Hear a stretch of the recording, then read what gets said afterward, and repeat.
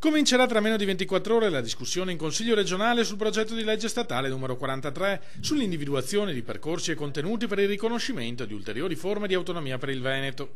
È l'ultimo passaggio istituzionale prima di consegnare il testimone al governatore Luca Zaia, che dovrà gestire la trattativa con Roma.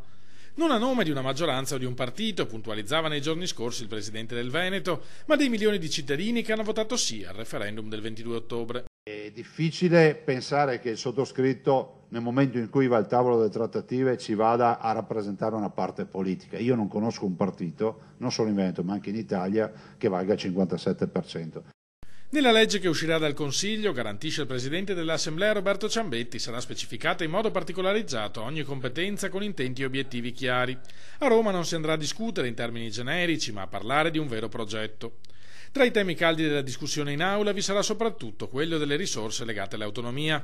La maggioranza compatta conferma la richiesta dei 9 decimi di IRPEF, IRES e IVA per giungere a una cifra superiore ai 18 miliardi. Troppi secondo il Partito Democratico, che ritiene si dovrebbero contenere le richieste per non penalizzare eccessivamente le altre regioni italiane.